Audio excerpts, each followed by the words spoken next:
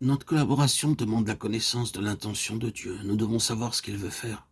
L'efficacité de notre travail en dépend. Le plan de ce qu'il désire accomplir ne peut être recherché que sur la base de cette connaissance. Tant que nous ne connaissons pas l'intention de Dieu nous concernant, nous ne pouvons travailler. Dieu est un Dieu de dessein qui travaille d'après un plan établi, avant la création du monde, dans lequel il veut nous inclure et nous faire connaître notre part dans le temps où nous sommes. Ainsi, nous voyons que Dieu a révélé son intention à son serviteur dans Ézéchiel 37,6. « Je vous donnerai des nerfs, je ferai croître sur vous de la chair, je vous couvrirai de peau, je mettrai en vous un esprit et vous vivrez. » Pareillement, en nous sauvant, le but de Dieu est que Christ, le Fils de Dieu, soit le premier, afin d'être en tout le premier, Colossiens 18, pour que nous soyons un peuple dont Christ est la vie, quand Christ, votre vie, paraîtra, Colossiens 3,4. Si nous avons vu quelle est l'intention de Dieu en ce qui nous concerne, et la part qui nous est échue, cette œuvre que nous avons à faire sera assurément en droite ligne avec son grand dessein.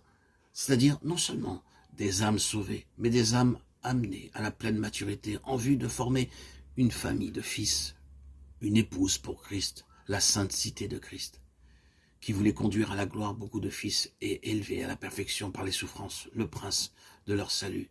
Hébreux 2,10. Viens, je te montrerai l'épouse,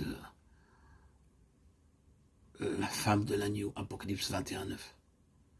Il montra la ville sainte, Jérusalem, qui descendait du ciel d'auprès de Dieu, ayant la gloire de Dieu. Apocalypse 21,10. Dieu n'accomplit que ce qu'il a révélé comme étant sa pensée, sa volonté par sa parole et par la prière. Nous ne pouvons prier avec foi que si Dieu nous a parlé. La parole de Dieu doit être le fondement de nos paroles dans la prière. Cela veut dire que nous disons à Dieu ce qu'il nous a déclaré et le prions de bien vouloir l'accomplir. Dans l'expérience du prophète Élie, il ne put demander à Dieu la pluie que lorsque le Seigneur lui fit connaître son intention.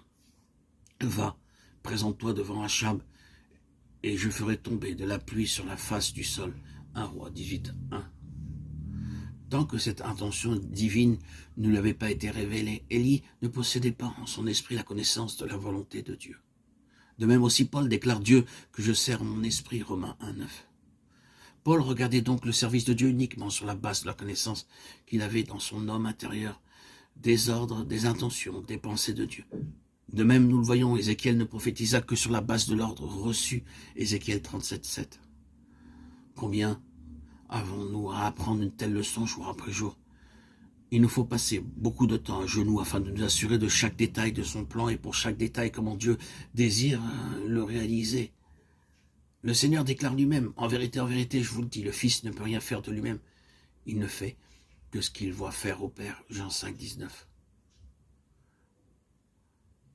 Rien, nous le voyons dans ses activités émanées de sa propre initiative. Mais tout reposait sur la révélation donnée par le Père. Ainsi, nous voyons Ézéchiel prophétiser sur la base de la parole reçue.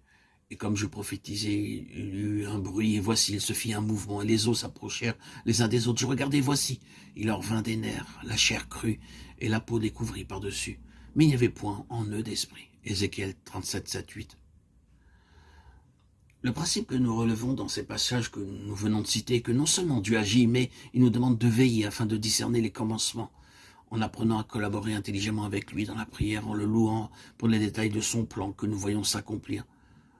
Ceci est important parce que le Saint-Esprit nous éclaire quant à l'apport des éléments nouveaux dans la prière. La prière doit suivre l'évolution du plan divin.